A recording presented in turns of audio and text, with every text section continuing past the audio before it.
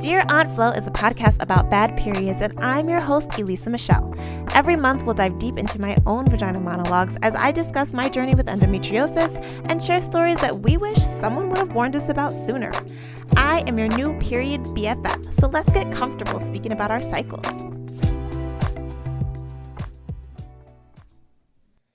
Hello. Welcome back to another episode of Dear Aunt Flo. I am your beloved host, Elisa Michelle, and today we are diving into advocacy. But first, you know what we got to do, a letter to Dear Aunt Flo. So, Dear Aunt Flo, I cried like a baby last month because a stupid doctor told me that there was no cure for you. I mean, I get it. No one has found one yet. But I don't like to be told no. And apparently you don't either. You tamed yourself a bit last month, and I'm grateful for that. But now the real challenge begins, if you know what I mean.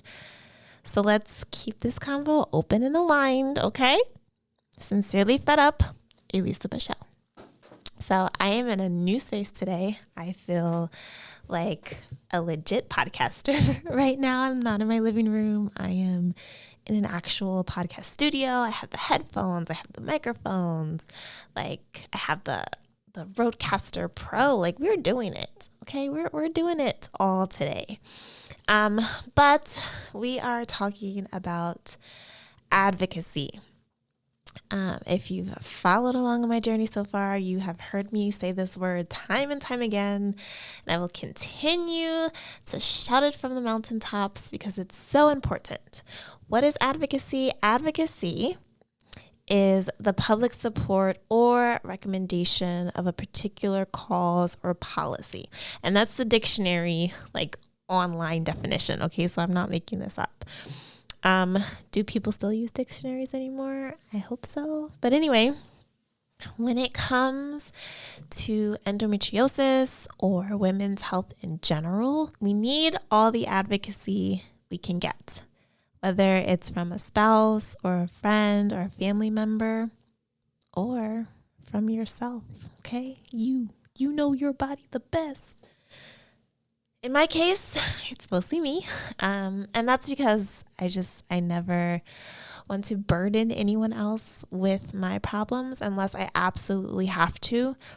I spent most of my life never speaking up for myself out of fear of either repercussions or the attention. We all know how I feel about attention. And I guess another therapy moment, but I wonder if it all kind of stems from, I kind of grew up in that generation of being seen and not heard, or like speak only when you're spoken to. So I rarely had the chance to formulate my own opinions or like say what I'm actually thinking. So a lot of that now in my big age, I either go full force because, I go hard for myself if I need to, like if someone's trying to hold me back or disenfranchise me in any way, like I'm going to fight for what I believe. Or I'm going to hold myself back because I'm like, maybe I shouldn't speak up at this time. Maybe this thing is happening for a reason and I need to just kind of, go with the flow. And a lot of that I think also stems from my Christianity, right? Like turn the other cheek or give grace. So yeah, therapy. Anyway, I started really getting after it when doctors weren't believing what I knew to be true about my own body, right? So I'm living this, fully experiencing this thing, and to have a doctor just like dismiss you is insane. But I didn't know what gaslighting was at the time. I found out about it even before medically being gaslit. I found out about it in my old job. Our boss was like a top tier narcissist, and I didn't even know what gaslighting was. I think It just seems like a more prevalent term nowadays. I don't know if it's always been a term and we just never knew it, or we never like knew what word to give the situation at hand. Because I mean, narcissists have been around since the dawn of time. So gaslighting, I assume, has also been around since the dawn of time. But maybe now that we have a word for it, a term for it, it's just more prevalent and well used. But yeah, I was being gaslit at like every turn. When I was bleeding for months on end, when my pain was so excruciating that ibuprofen could no longer cut it, when my stomach felt like it was being pushed out of its place. So much has happened to my body over the past 5 years at this point. And had I not pushed for an ultrasound or an MRI or another opinion, like I've gone through doctors, I'm quick to switch up on a doctor because you're not hearing me or you're not really giving me the time and care and attention that I know that I deserve and that I need, because my body is literally yelling at me. And I'm sitting here trying to get help, and you're just looking at me like I'm crazy. So we put a lot of weight and trust in the doctors that we seek out for care, in which we should, because that's what they were medically trained to do, to care for us. But we forget that our realities and our truth matter the most. So never forget that your gut instinct, the thing inside of you that is gnawing at you, that is telling you what's happening, okay? It's ready to fight, yell, and scream at the top of her lungs until the right someone hears her. So go with that gut instinct all times. And then sometimes we also forget that we have partners, we have parents, we have friends that are in our corner that are more than ready and willing to show up and pull up when necessary. I tell my husband pretty much everything that happens to my body. So if the time comes for him to speak up for me, he knows what's going on. I also have a best friend that unfortunately experiences endo worse than I do and has endured it for much longer than myself. But we swap war stories all of the time. And I think if it came down for me or her to advocate for the other, like I'm sure we could step up to the plate. And then where on earth would I be without my God-fearing prayer warrior of a mother? Like I just love her so much. I truly, truly do. And even though she's like 3,000 miles away from me, she knows how to get down on her knees and pray. And things happen, okay? Power of prayer is a beautiful thing. And I am so grateful for her for having such a strong faith and foundation when I lose my shit. So yeah, it also helps too that like she's been through this before. I don't know if she was medically gaslit or if she had doctors that didn't care for her in the same way, but she's experienced the pain that I'm going through. She's experienced loss. She's experienced just dealing with our monthly cycle and not knowing what to do about it. And so she sympathizes with me. She can empathize with me. And I think that it hurts her more probably to see me go through what she went through than it hurts me to actually go through it. But yeah, so with all that, there are a lot of different ways that you can advocate. One, know your body and your symptoms. Like keep track of what's happening, how often it's happening, when, where, why, how. Like keep a record of it. And that way when you go to these appointments and these doctors are asking you questions, you have an answer for them like right off the bat. Okay, you can tell them when and where and why and how all of these different things are happening to you. And that really makes a difference because they expect us to kind of just come in and not fully understand or be able to articulate. Like, I lose my words a lot, but when I'm able to just kind of write down or have something tangible that I can be like, hey, this, just run down the list, right? This is what's happening and I need help. Okay. Number 2, research on your own. So understand what's happening beyond just knowing what your body is feeling. Do some research, okay? Google is your friend too, okay? WebMD might not be your friend, but there are resources out there that are available. There are a lot of medical journals and research papers and things that are online and available for you to read up on so that you can get a better understanding of what's happening. Number 3, speak up for yourself and for others.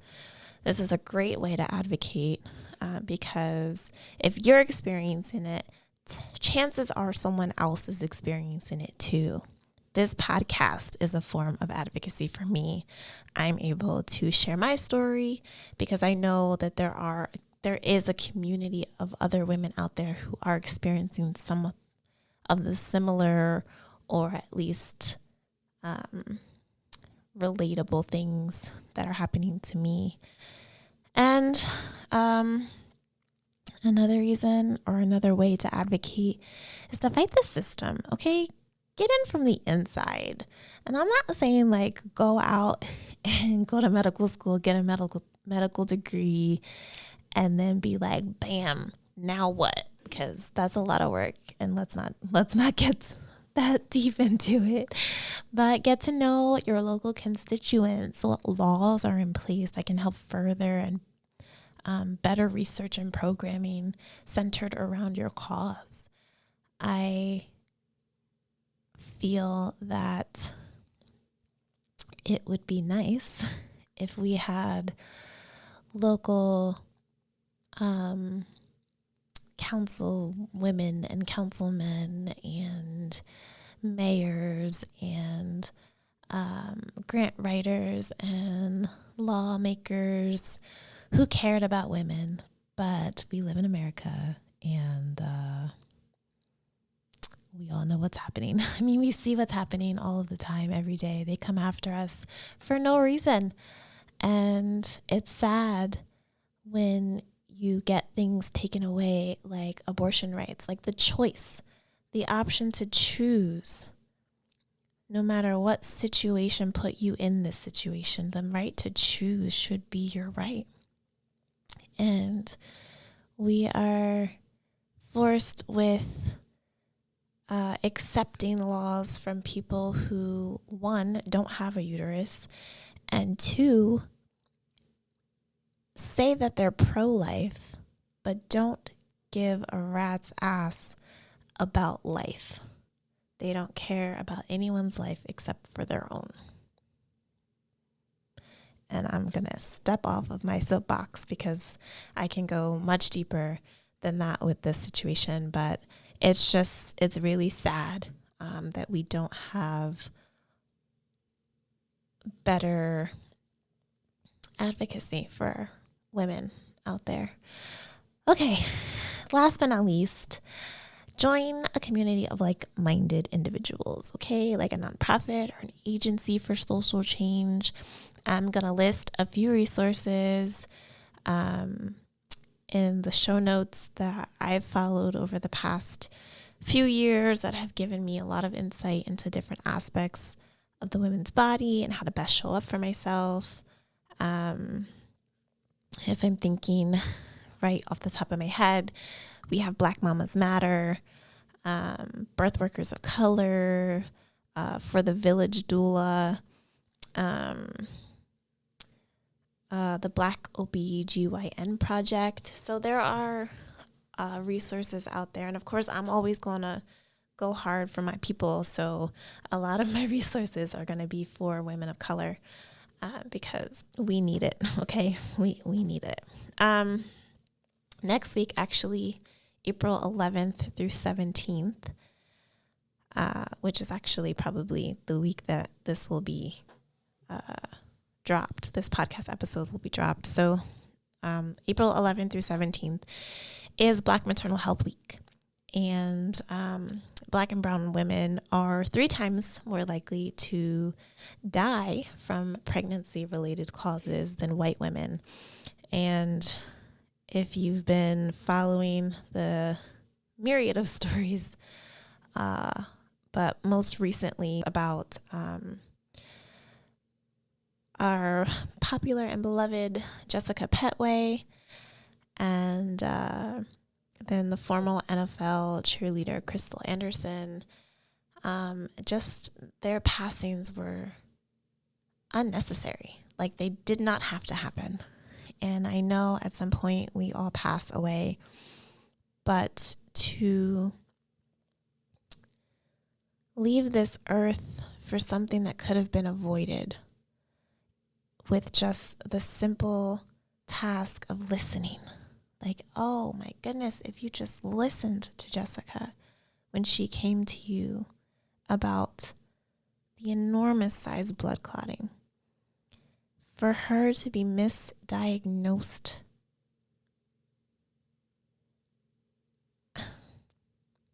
like, it tore me up inside. She was told that she had fibroids, which I'm very sure she did, but she also had cervical cancer. And how do you mistake that as a medical professional? How do you mistake cervical cancer for fibroids? It's beyond me.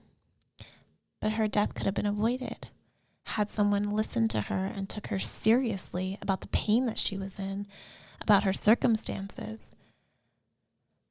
And then Crystal Anderson passing away from sepsis, I can never say that word, shortly after the stillbirth of her daughter.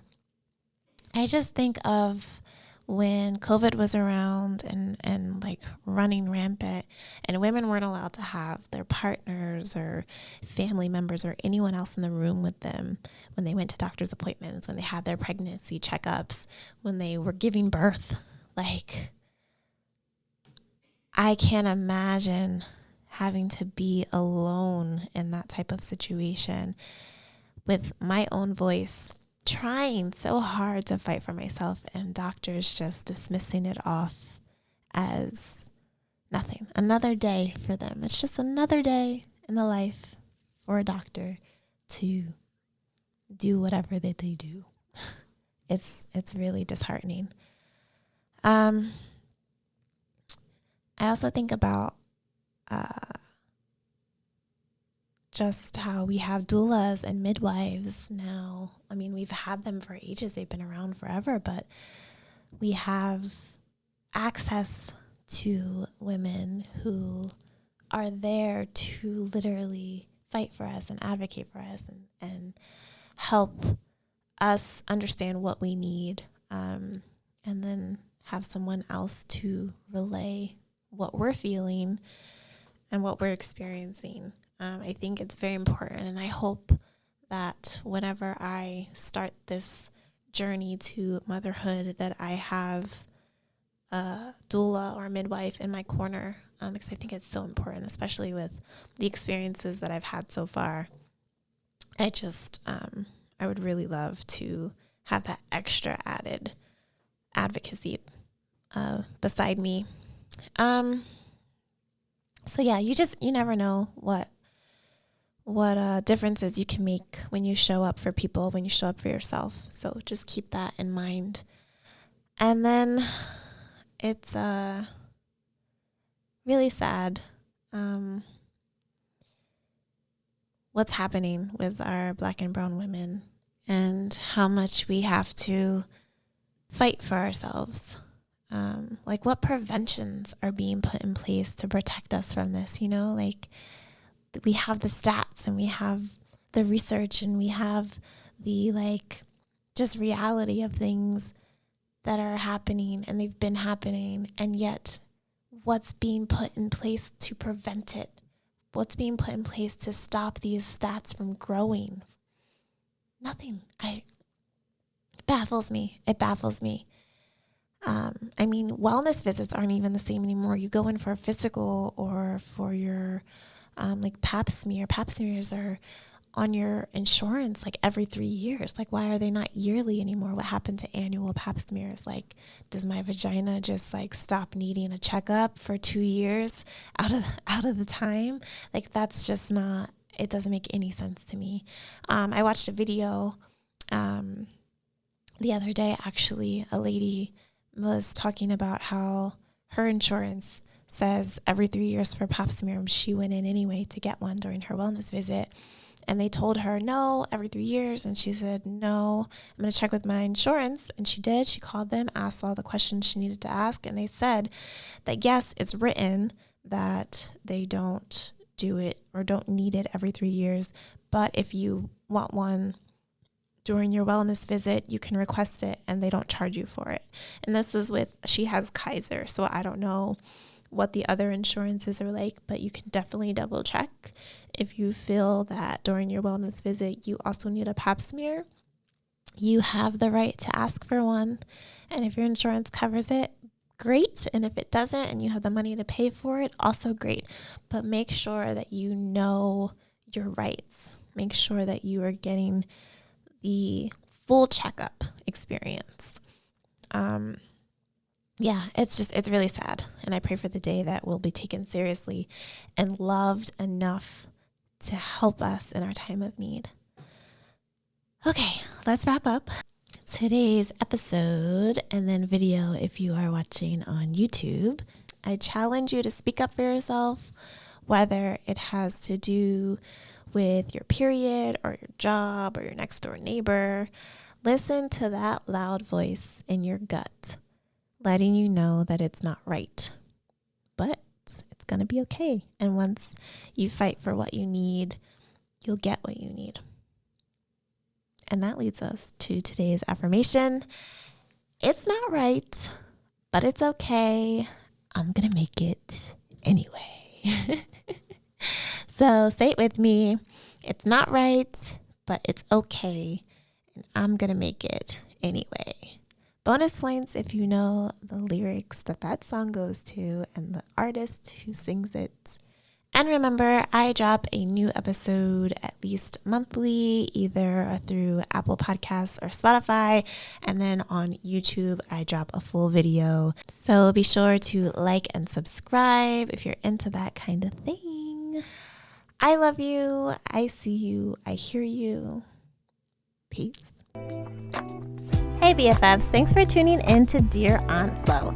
If you enjoyed this episode and would like to show support, be sure to subscribe, rate, and review on Apple Podcasts. This will help more period BFFs find our community and add to the conversation.